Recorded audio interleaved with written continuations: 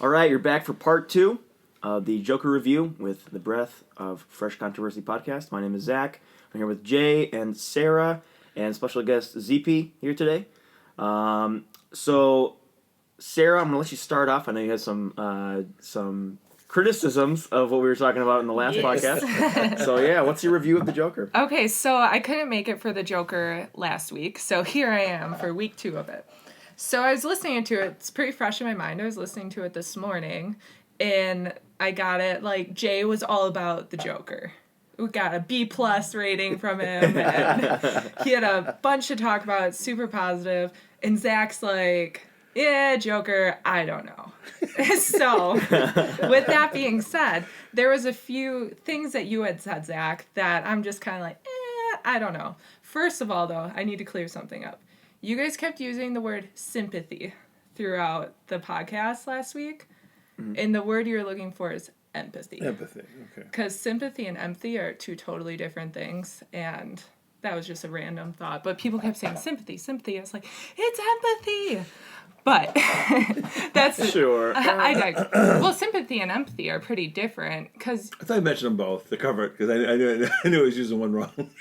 yeah, But anyway, it was that's just fine. I'm just gonna critique No, that's you fine, guys, that's fine. and I'm Go gonna for it. critique You could have the done that off movie. the air, lady. You could have done that off the air. Absolutely not. I'm gonna call you guys all out.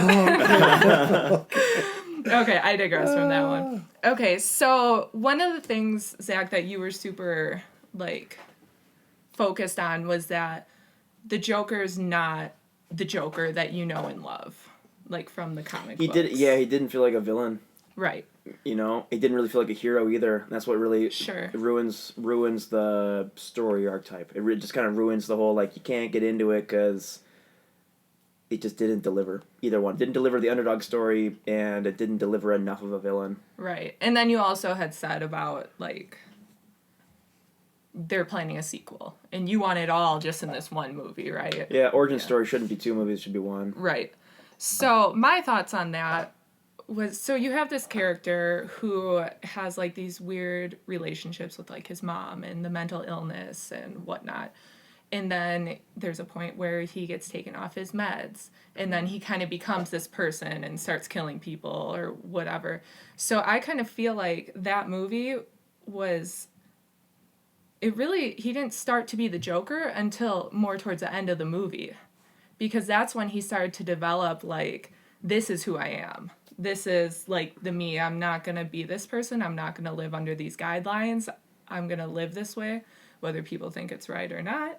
And that didn't really happen until the end, where he really came through as himself. I feel like when he shot the Murray? Mm-hmm. Murray? Yeah, TV host? Yeah, when he shot the TV host and he did his dance on the steps. By the way, the production of that movie, did you guys notice all the steps in it? There were a lot of staircases. I thought that was a cool aspect of it. well, right, yeah. So you see him walking up the steps, very trudging along, there's the whole old saying, what is it? You're walking up a mountain or walking up a hill or something like that. Uh-huh. Or walking uphill. So you had that imagery in the very beginning of the movie with him kind of down on himself, he's this guy down on his luck, he's got mental problems, he's got getting beat up by his kids, at his job and everything, and everyone's kind of down on him. He's walking up those steps. Mm-hmm. And then when he does transform, the first time we really get to see him in his makeup and everything, after he walks down the hallway, he's walking down the steps dancing. It's kind of like his he's trudging through life in the beginning. Right. There's a symbology there, which I really liked, is cinematography. And then when he's walking down the steps, there's this art to it. It's like he's spiraling down out of control, but he likes it. He's embracing it, right? He's embracing this descent into chaos, right? Yes. So I feel like he became himself when he did his this is the Joker, this is who I am. And it didn't get developed because that was the end of the movie. You really think that though? Yes. Because on the Anchor show, he was like a crybaby. I don't think he was any different. It was just he's got to say everything that was in his head, sure. But I think there's way better examples of that in cinema and TV, where somebody who's got this all pent up thing, and you're rooting for him to just let it out, and they let it out, and they have this great speech or this great moment full of emotion, And for me, he killed a dude on live TV. And I felt like it was really it was like undeserved and not it wasn't that great. It was like, again, it was offbeat. It was really offbeat. So I feel differently about that. Yeah. I feel like by him killing that TV host, this guy that he had admired and thought, like, he had, like, this idolization of him. Absolutely. Definitely, right? We saw it a lot of times throughout the movie. Mm-hmm. But it's kind of like he killed the last bully.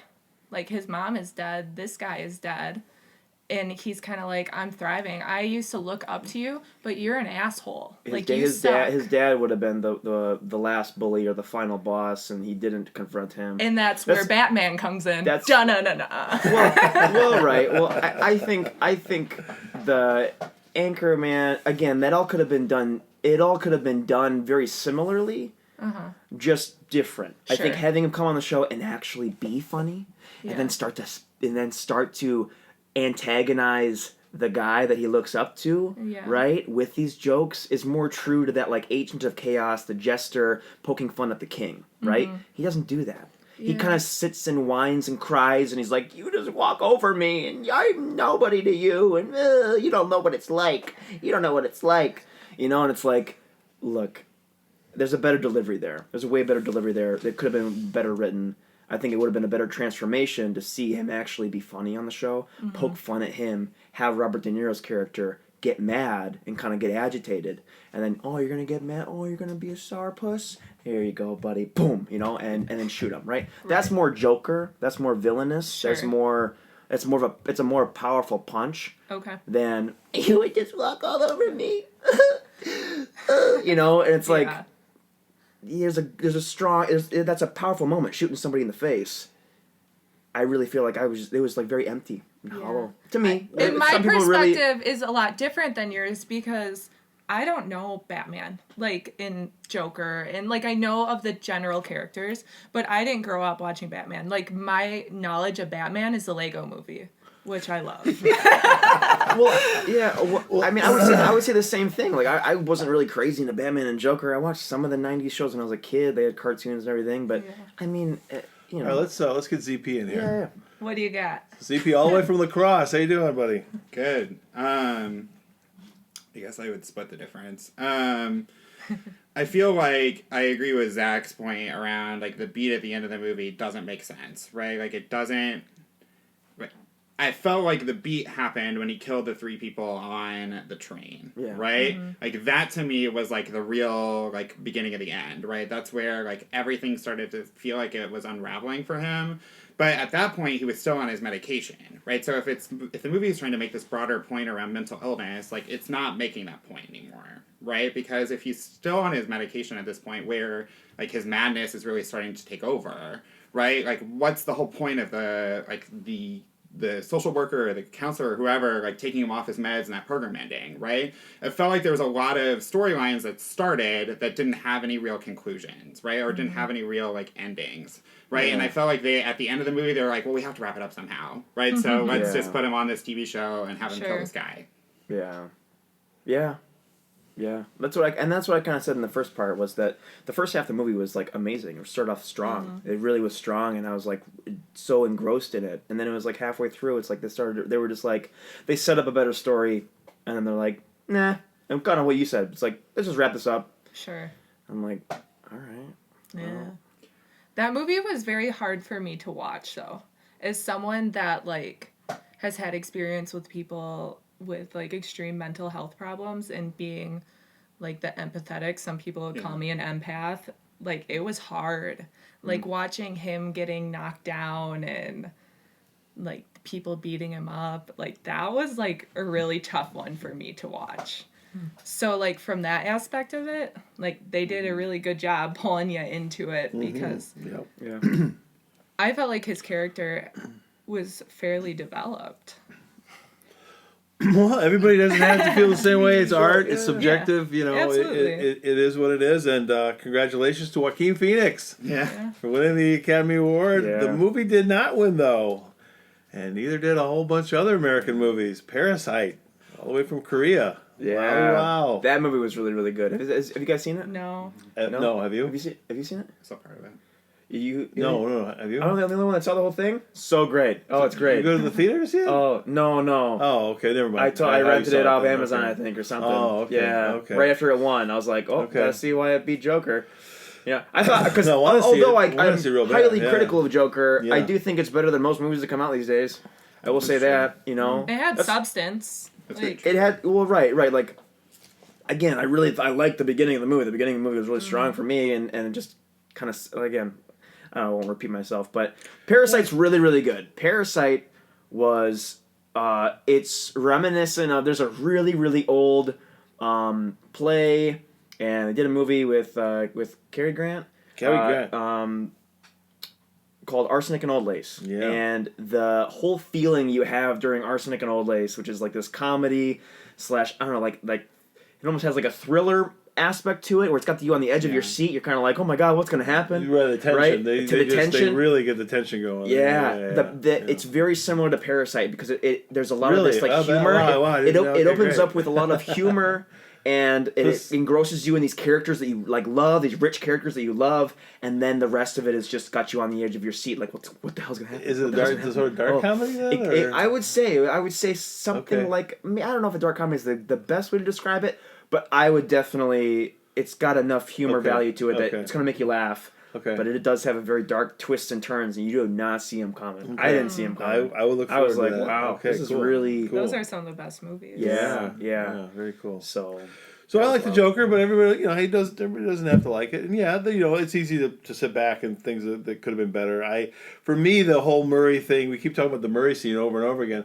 My hardest part watching that was, wait a minute, no, they're not just going to let any guy in a talk show. Right. You're going to have, you're going to have his agents are going to go watch the guy's act. Is he good enough to put on TV? They're going to interview him. They're not just going to throw him out there. But, they had to move the story along. And the other part was, like Zach and I talked about last week, he just takes out Murray. And it's like, well, wait a minute. Like, what if you just would have shot him in the leg, And then Murray would have started crawling away. And then you saw this guy who was this sort of bully character start crawling away. Then he would have, stalked him. But then you just had time where the security should have, I guess, apprehended him. So you always got a yin-yang of how you had to deal with reality. But I just kind of wanted to see Robert De Niro terrorized after he terrorized so many other people in movies for 40 years. And it would have been great. It would have just had this. I love jester characters. I think jester characters are just so awesome, and they're kind of like, if you listen to people like Jordan Peterson, they're kind of like the. Give us one from a major movie. What would be a jester character word? Most of the ones I'm thinking of are from stupid video games and anime and stuff like that. Because I'm a big nerd. Have you seen A Knight's Tale? Yeah. It's the guy who announces the night. Yeah. Okay. Because he would be found naked on the side of the road, but then he calls out. And he calls out. Is that the son of a bitch who married Jennifer Connelly? Yes, it is. Yeah. Okay, dude, whoever you are, you're one of the luckiest human beings on this planet. Isn't it Jude Law? Jay, you spelled out prick last week, and now you just said son of a bitch. I spelled out SOB last week, so no, it's not Jude Law. No. He's a good-looking guy too, but no, this guy's a little younger, I think, and he's a good actor. He's all right. I forget what his name is again, but that lucky SOB. All right, sorry, Mom. Sorry, Mom. Clean it up over there, Mom. You're right, Mom. All right, SOB, one of the luckiest SOBs on the planet. But anyway. kind of the jester character or the archetype is like this clown that's made to poke fun at the king, but he does it in truth, and it's like the art of comedy is to tell the truth. It's like there's a truth to comedy, right? There's something painful about most comics jokes, and that's why you got half the crowd who's laughing, half the crowd who's going, that's not funny, right? And that's why it makes it so subjective, right? Is because there may be a subjectiveness to truth and perception, but that's kind of what the jester character is. This is what's coming, and this is what's coming for you, King, right? And so that sort of character that embodies the chaos of life, that would have been so great. Instead for him to shoot him right in the head, shoot him in the leg, have him crawling away, doing his dance again. And then bang in the shoulder, doing a little twirl. That would have been true to the jester character, to have man. Robert crawling backstage, yelling, bleeding, suffering after all he's put people through, and then have him slowly be killed. Yeah, that'd be better. Yeah. Maybe even get pushed downstairs at the end. Oh yeah. Back your stairs. So hey Todd Phillips, you should have called us a couple years ago. Sorry, buddy. Womp womp. Anyway, no, I thought they did a good job. But have either one of you seen Taxi Driver? No. No. Okay. All right. You guys know you're younger people. Sarah was counting how many times you brought up Taxi Driver in the last podcast. Well, they admitted they admitted it. They admitted it that they made a movie that was very inspired by that movie. So yeah, the Joker was. Yeah. Okay. And if you do see it someday, you'll understand what I'm talking about. So, well, as I like to say, to do a movie review, if I was a professional, you tell people what kind of movie it is, and then people should know. Okay, well, I want to go see that. That's gritty and that's psycho and it sounds sad and violent. No, I want to go see a romantic comedy. Well, go see a romantic comedy. Yeah, no doubt. Yeah. There was a quote in this movie just to kind of steer this elsewhere, and it was a quote made by the Joker, and his quote was, "What do you get when you cross a mentally ill loner with a society that abandons him like trash?" Can't read my handwriting. So, anyone have thoughts on that comment? Because I feel like that was a pretty loaded quote in the movie. Yeah. Well, I like it. I'll let you guys go first. Yeah. I mean, I like it. It does sound a little whiny, though, back to what Zach was saying. It does sound a little whiny, but, I mean, I like it. Okay, focus on mental health, and what are your thoughts when it comes to that? Like, society and where we go with abandoning people that are different or not socially acceptable. Yeah, it's definitely a strange topic to delve into, and most people are insecure, and so whether they're together people, so-called well-adjusted people, or they're odd people, most people want to be a part of something. They want to feel a part of a group, a herd, a family, whatever. Mm-hmm. It's just kind of a part of what most of us are. Some people can dance alone though, and it's okay. And you don't have to. I mean, there's ways to handle these things, and some people find solace and purpose and direction in the arts. As a matter of fact, and it can be a way to channel some of that pain and frustration in your life.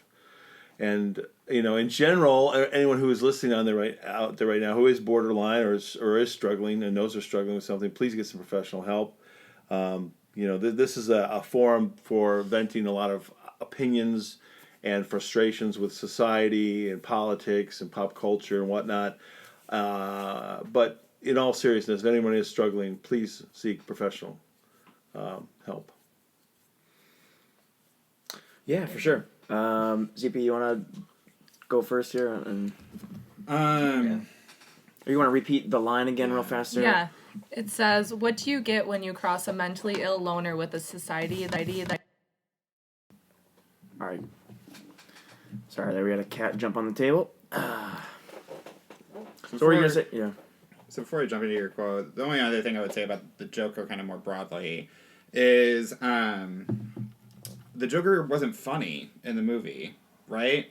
And that is one of the quintessential aspects of that character. As somebody who actually did watch Batman as a kid and enjoyed it, even Mark Hamill's Batman in the animated series was funny, right? Every version of the Joker from the comic books on is all about dark humor, and except for Jared Leto. Fair. I haven't seen that one, but we don't talk about him. We don't talk about him. Fair. But the idea behind the Joker being someone you laugh at versus somebody you laugh with was very different in this movie, and something I struggled with in the character. I was the Joker genuinely is supposed to be a comical character, right? Yeah. He's supposed to make you laugh in a way that is uncomfortable and awkward, but not because you're laughing at the character, but because the character is creating an environment that is funny to watch in a dark kind of way, right? The only time I felt like that actually happened is when he accidentally ran into the door, right? And other than that, I was okay. He is supposedly a stand-up comedian that doesn't produce anything that's funny, right? Yeah. And I just struggled with that as a character. Like watching this as an origin story, I was like, well, when does his sense of humor appear? It's coming. It's just not there yet. It'll be in the second movie. Yeah. In the second movie, yeah. It took a car crash for him to realize how to be funny. I think the movie, not only in that quote that you talked about, but in a lot of the really good quotes that people have really took from the movie, the one-liners. There's there's a truth to it, but there's also a very easy way to manipulate a lot of the messages about mental illness in that movie. Okay, and I think across the board, people have kind of twisted mental illness into something that it's not. Okay, and you can look at the research over this for going back to the 60s, 70s, and now. There's a lot of it that's pointing to this whole corruption in the psychiatrist field and psychology to sort of label people quickly. Oh, absolutely. It's kind of like someone comes in with a cold and they're like, all right, you've got cancer, right? And then they go and they work backwards, right? They work backwards to the cold, like, you just have a cold, right? Yeah. But hey, dude, if you're giving someone chemo to someone who's got a cold, I mean, that's a great way to view a lot of the giving kids and young adults pharmaceuticals that they do not need. Yeah. And a lot of it is that it's kind of giving you this quick label of, yeah, you got bipolar. Here's benzos, right? And if you're a normal person going through a traumatic experience that you have to go through as a human being, right? Maybe you lost a loved one or something like that, and then you start to fly off the handles because that's normal. It's normal. It's a normal emotional reaction, right? When something traumatic happens, and then you throw chemicals that are supposed to balance out somebody who's chemically imbalanced. That's gonna mess you up. Oh, man. It's a train wreck. And then it makes you, and then you become these drugs are also very highly addictive, right? They don't like to talk about that kind of stuff either. And so there's a whole skewed thing to a lot of the messages about mental illness, I think, in the movie, to get back to the quote, where I do completely agree with his whole idea that society looks over people who are ostracized, right? Whatever they might be ostracized for, we do kind of look over people, and we only care about the Kobe Bryants of the world and whoever, right? We only we don't pay enough attention to the person that everyone else is overlooking. And it's the bystander effect. If you want to get really psychological about it, it's called the bystander effect, right? If everyone else is doing something, you're just going to kind of go along with it, right? It's like everybody who sees the car crash on the side of the road, they kind of like, well, the person behind me will stop, right? Right. So, and we do that in society when it comes to people who are going through a hard time. Maybe not even just mental illness, but people going through a hard time, right? Whether that's mental illness or whether that's, a really rough time in life. And so, so there's some truth to that quote, but I think it can easily get misused by people who are looking to manipulate others into feeling sorry for them instead of taking charge of their own life and fixing some of the things that they could. And that's huge, especially in the day and age of social media, where mental illness. So here's my feelings on mental illness. Like I was telling you on the car ride here that I have my seasonal depression is kicking in. Mm-hmm. Am I depressed? Absolutely not. Do I need to do something to get my mental health? Like, I feel like you can get sick in your brain. And it's like a cold. Like, I have a cold. I got to do what I got to do to get over this cold. Yeah. But people say, I have anxiety, I have this, I have a mental illness. Like, no, you don't have a mental illness. You are not schizophrenic. You do not have multiple personality disorder. Like, here's a really good way to look at it. Okay, and this is what I kind of tell people. How many people do you know with schizophrenia? One. And that's usually the answer I get. Most people say one. I've had like 2 people say 0, right? Everybody else says 1. I've never had somebody I've asked this question. I've probably asked this question 20 times in the last month. Okay, everyone says 1. No one has ever even said 2. Okay, schizophrenia is a serious mental illness. That's like a real mental illness. Right. How many people do you know with depression? Actual depression or claimed depression? Or have right. How many people do you know with anxiety? Right. Well, it's something anxiety, lots of depression. Something like 60% plus of the people you know claim they have depression or anxiety. Shoot, I drink too much coffee and I get anxiety. There's a difference between depression and being depressed, though. Absolutely. And that's one of the things I think people often misunderstand, right? And to address your quote, as I have a counseling degree as my background, and so part of this is people are unwilling to do the work to get over the normal trauma that you're talking about in day-to-day life and that life throws at people, right? And so the easy solution is the pharmaceutical solution, right? The hard solution is doing the work of going through and processing what life has given you and learning how to live with the trauma that you've been given, right? Not hide or mask that trauma behind pharmaceutical drugs, right? And not even the trauma, it's just the fact that life is hard. Right. Most people don't even want to accept that life is hard, life is difficult. You're not going to be able to be a kid forever. You're not going to have somebody looking over you and providing for you all the time. You know what I mean? Right. You have to, part of growing up and really becoming an adult is becoming your own person and standing on your own 2 feet. And until you can do that, you are absolutely, by every definition, still a child. Okay, and I think a lot of people, especially in our first world America, have a hard time growing the hell up. And so they sort of sink into this, well, maybe if I turn myself into enough of a victim, people will feel so sorry for me that they'll want to take care of me, right, instead of me having to step up and become an adult like I am. Exactly. You know, and there's a big issue with that, and I think mental illness is one of the many things that people sort of run to kind of mask their unwillingness to be an adult, be a grown man, be a grown woman, you know, and carry the burden of life we all have to. Well, there's also...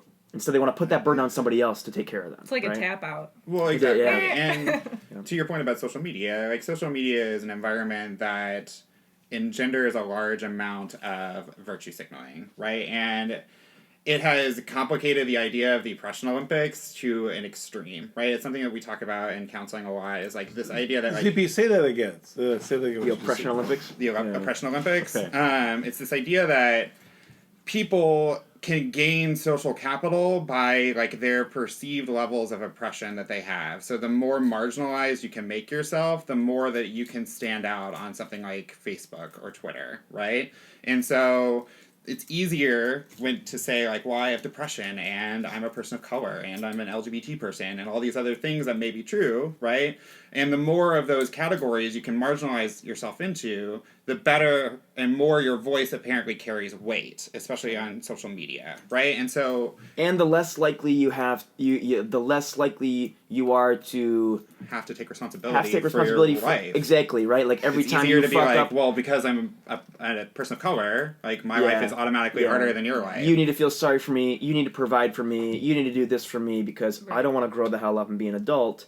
I want to be a child, and I want to be coddled, and I want to be taken care of. And that was one of the things I think I struggled with the most in this movie, right? As somebody who deals with students who deal with regular issues around seasonal depression or any number of things, and students who have genuine mental health issues, right? This movie almost gave a blank slate to the former, right? Gave a blank slate to everyone who's well, I feel sad and disenfranchised, so I have depression, and that's okay for me now to go out and kill someone, or go out and be part of a riot, or be a part of this process.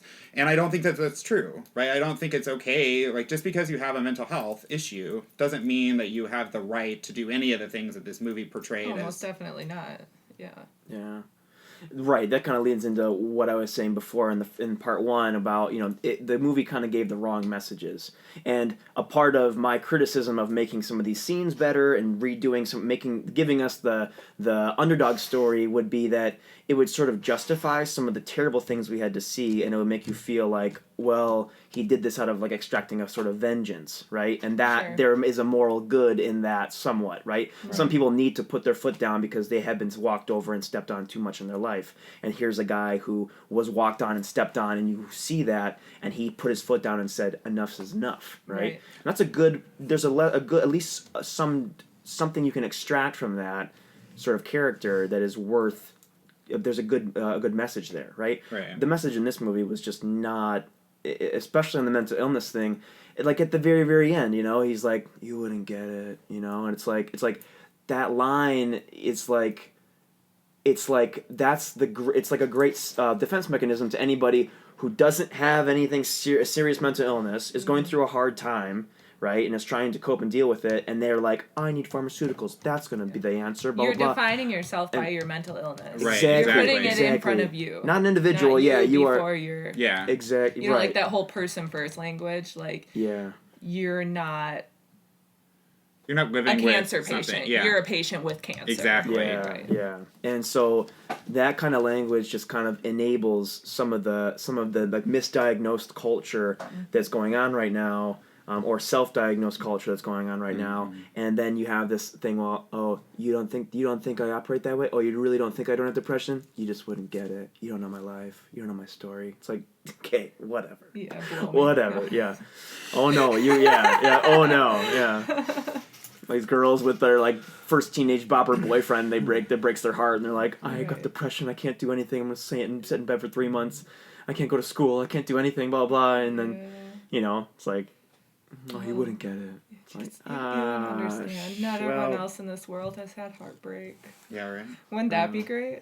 You alone are experiencing this issue. You alone are the only one that's ever had their heart broken. Right.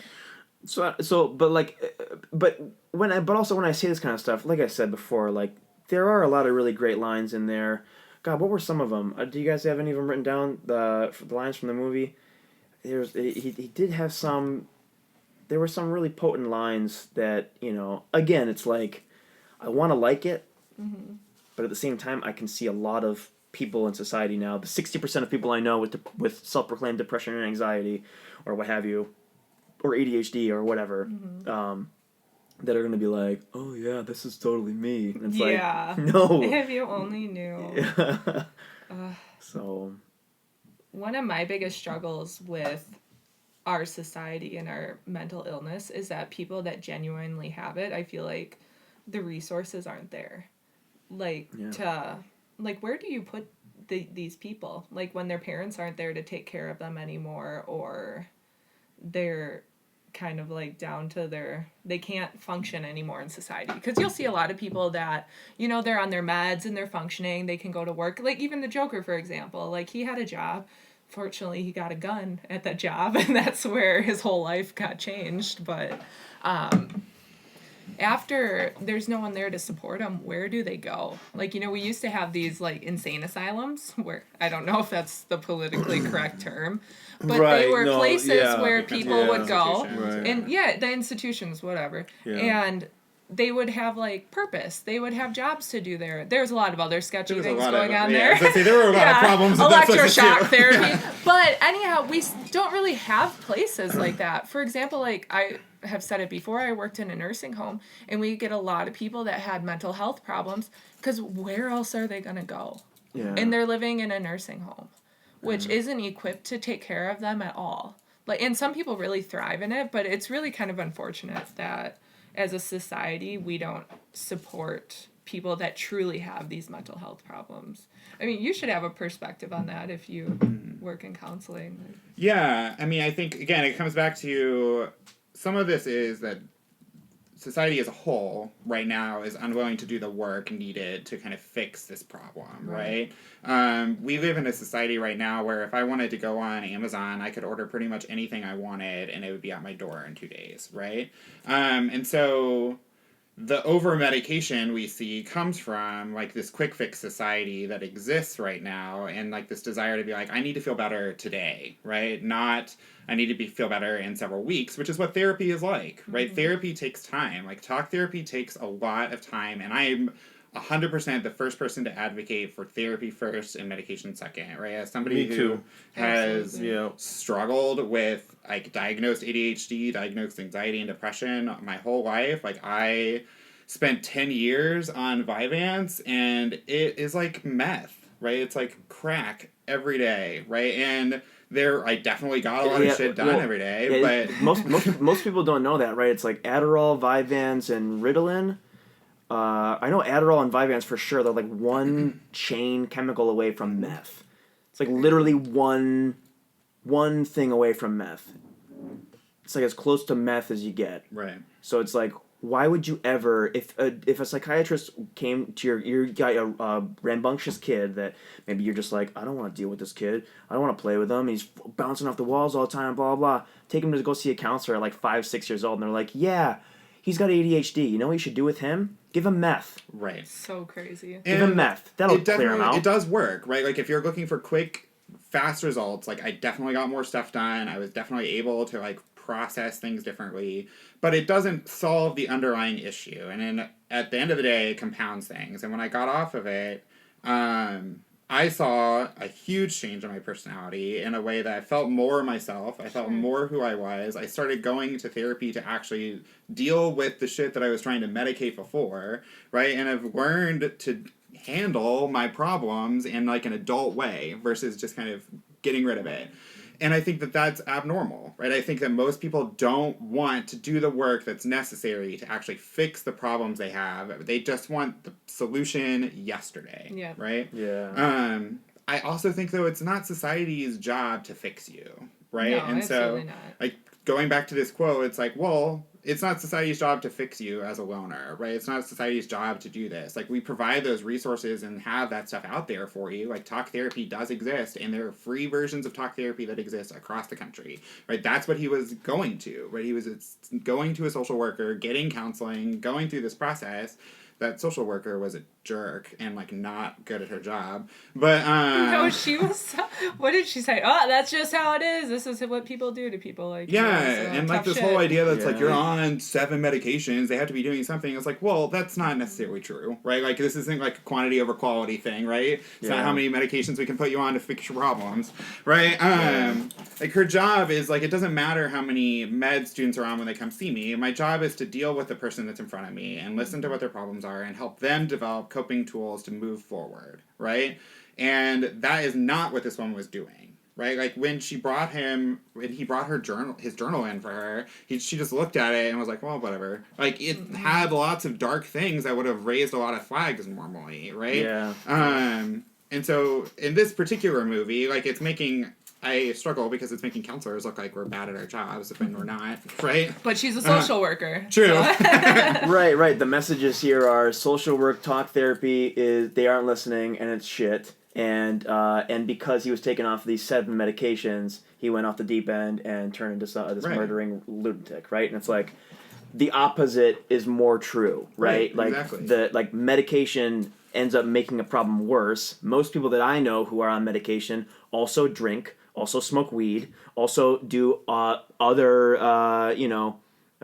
illegal or recreational drugs like blow or LSD and acid, mushrooms, all that kind of stuff. So it's like the people who are given a cocktail by a psychiatrist are also taking another cocktail that may mess all of that up.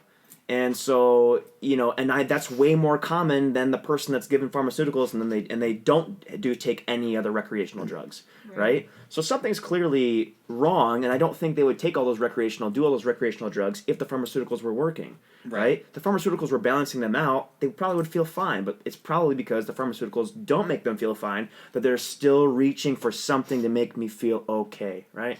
Mm-hmm. And so that's another indicator that pharmaceuticals are just not the answer in talk therapy, and it's the long run, right? It's the long, consistent, disciplinary things that you do in life and habits that you instill in life that end up giving you the long-term good, better results.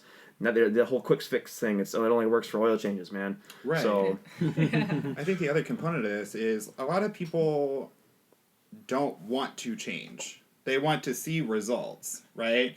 But that's not what therapy does, right? Like, therapy doesn't give you results just by going to it. You have to be willing to put in the work to actually change your behavior and change the way that you process things and do things in order for results to come, right? They want to be able to go somewhere and come out with different results without any of their behavior changing. And we know that doesn't work in any aspect of your life, right? But what therapy does is it gives you all the tools. It's like a gym. Like, when you go to the gym, it has all the tools there for you to improve your physical health. Therapy gives you all the tools to improve your mental health. But if you don't use any of those tools, you're not going to get any better. yeah. And even on that note, it's important for anyone who may be struggling with these issues. Exercise is really important. It's not going to fix everything, but I think we all know, we don't have to be physiologists or doctors to know that getting your blood moving, getting the little endorphins going, and it's all very helpful. And especially if you're struggling with some very stressful or painful things in your life, just somebody's going for a walk. It can be, it doesn't, again, it's not a magic wand, but you can sometimes sort a lot of things out in your head as you take a walk sometimes. So that's something that should be on everybody's plate anyway, who is struggling with some stuff, as it should be on everybody's plate, really. Obviously exercise is a good thing all around for anybody, but particularly I think if you're dealing with mental illness, it will help. Yeah. It gives you an outlet. Yeah. And a lot of people don't have that. So to be able to go to the gym and get all that negative energy out or get those endorphins going, because it's proven that exercise makes your endorphins go. You release fire. I don't know the right term, but dopamine and serotonin, and go. Those are the things that you're actually low in when you have like anxiety, depression, etc., etc. And that's what they end up giving you when they give you pharmaceuticals, are things that are loaded with dopamine and serotonin. That's what weed does; it loads you up with dopamine, all that kind of stuff. Whereas when if you just jog a mile, you'll release natural dopamine in your brain, and that's really, really healthy for you. Because if you're not producing that, then you'll start to have these symptoms that are very similar to mental illness. So, and that's why a lot of people kind of go, "Oh, I'm feeling down. I must have depression." It's like maybe it's because you've been sitting down all day watching Netflix, or for the last 2-3 days binging Netflix, and your body's not moving, and it's not producing any dopamine because of that. As a result, and so it puts you in this lethargic state. Where it also affects the body mind connection, man. Not to get too yuppie for the listeners and everything, but it is true. It's true. That's why one of the first things we ask in your intake sessions with students is like, what are you eating? Like, what kind of exercise? What does your daily routine look like? Right? Tell me, like, walk me through a week, right? And if there's no diet, exercise, or sufficient sleep, that's the first place we start with people. Right? Like, get 8 hours of sleep every night. Like, figure out how to balance your life in such a way that you can get 8 hours of sleep. Figure out in such a way that you don't need to go to the gym every day, but 3 times a week, like run a mile 3 times a week. Anyone can do that, right? Yeah. Like, you don't even have to run. Like, walk a mile 3 times a week. I don't know about running a mile. Start slow. Walk a mile. That would really suck. I think walking a mile for most people would take them like 20 minutes, right? Exactly. On average, 20 minutes. 20, That's one episode of a show on Netflix. If you got time to binge watch a show like 5 days a week, right? You can take one episode away to just go walk around the block. Go walk a mile. Go walk half a mile away from where you live. Walk half a mile back. Boom shakalaka. There you go. It'll help reset all those neurotransmitters and everything, and get your blood moving, and it's healthy for you on so many different levels. And there's a lot of people out there like, I've tried that, and it doesn't work. And it's What'd you do? so try many once? So many of those people, so many of those people have not tried it.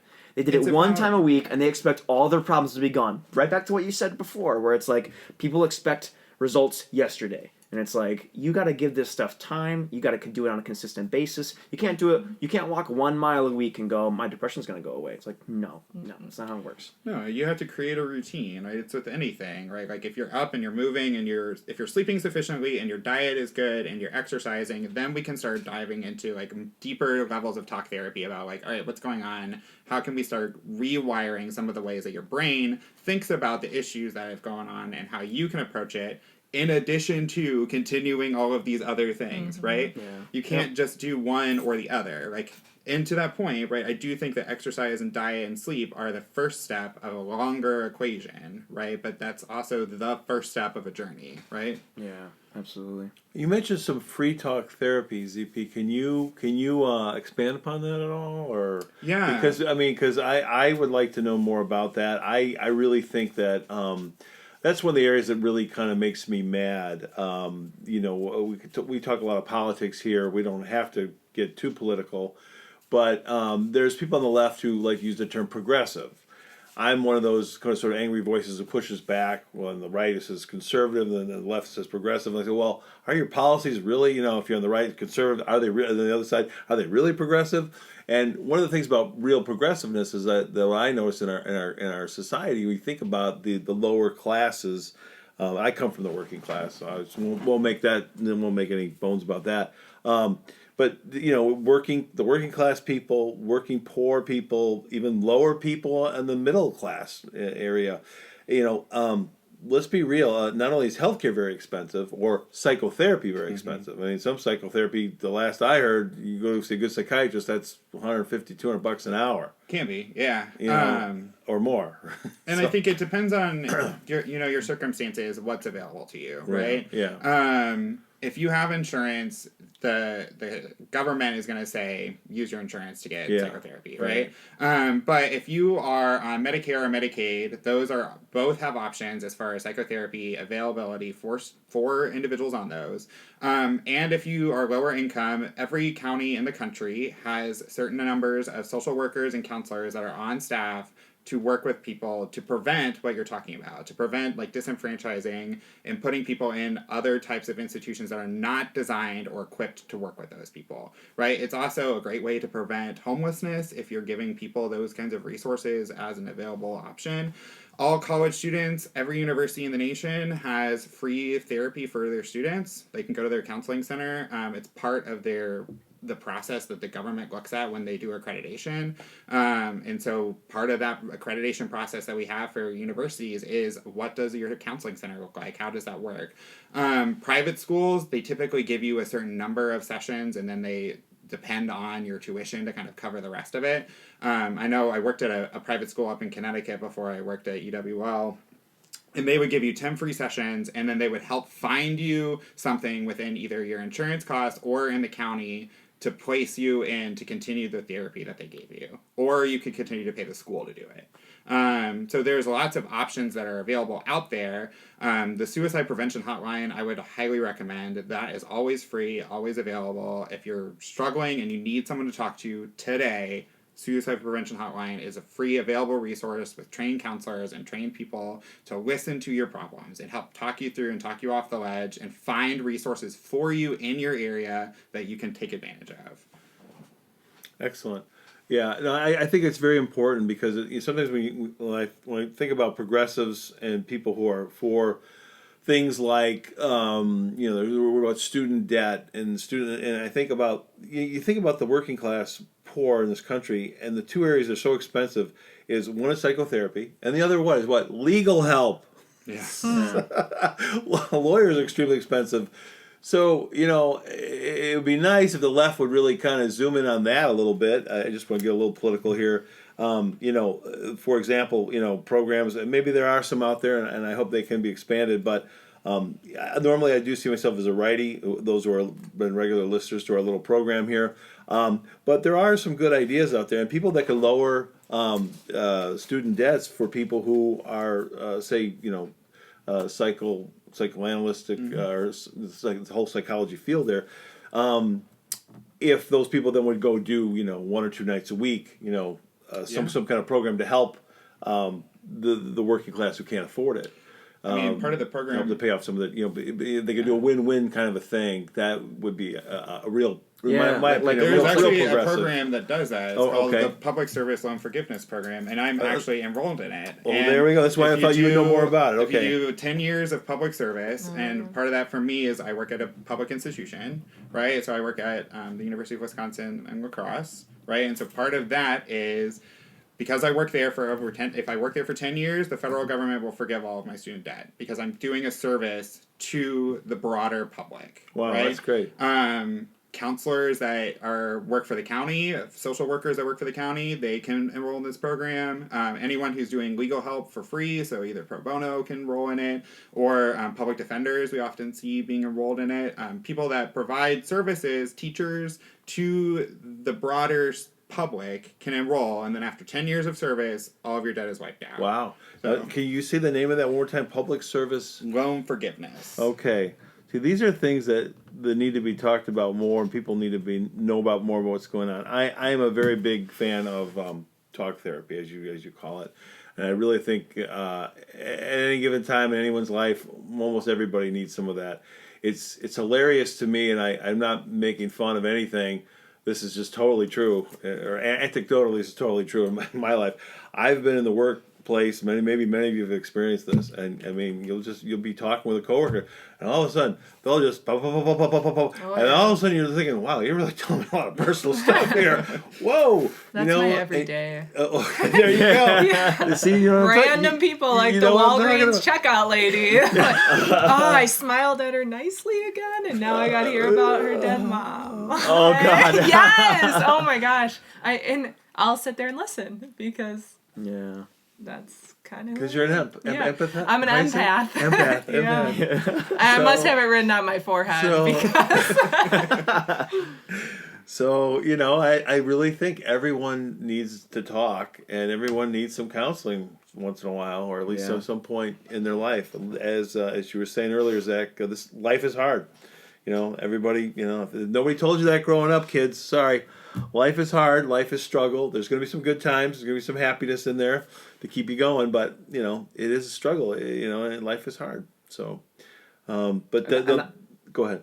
Well, I guess the last point I want to make, or bring this full circle to, all the other points I like to just jive, is that I think that originally it should be family that you can run to be that counselor, right? It should be family that you run to seek advice, to seek counsel, to seek help in these kinds of things. And I think as society's kind of broken down the family, and then you throw in technology and how that increases a lot of I would say neuroticism and narcissism, which even further creates that divide between people and families.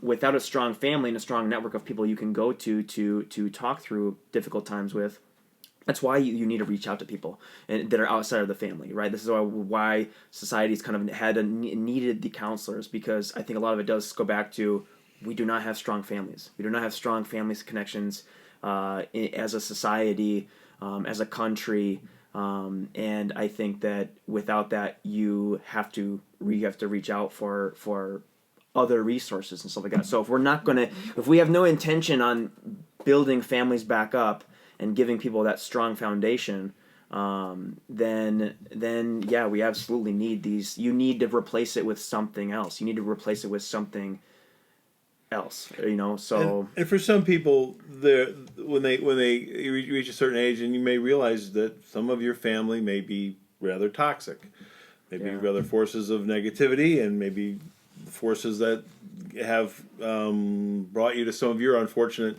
psychological and emotional problems, and you have to make choices sometimes, and those choices are difficult. I've had to make some, and still dealing with lots of different things. But sometimes you got to realize, I'm related to this person, but I'm not going to spend the holiday with them, or I'm not going to, And usually there's a mother or a grandmother, and it's sort of the nucleus person. It makes you feel like, okay, you got to go to that. And it's kind of crazy. I mean, we just came out of the holidays, and the holidays for some people it's kind of a time of insanity. I mean, you have people stressed out about their whole consumerism, what they're going to buy people, but then you got the fact that there's going to be various get-togethers, whether it's a work get-together, a family get-together, or you're going to see people you don't see for a while, and you got old issues and stuff that's never been resolved, and sometimes it's really nuts. So I always wish everybody well in the holiday season. And lay off the sauce early. Maybe if you're going to go that way, maybe after you see the people when you get home, maybe then you hit the sauce. It's just this is a plan going in, So but anyway, I'm real big on talk therapy, and I really appreciate ZP being here today and commenting on these things like that. This is very important. The other area that I wanted to bring up, Sarah, you might have something about this. I don't know, I get that vibe from you. I don't know, I could be wrong.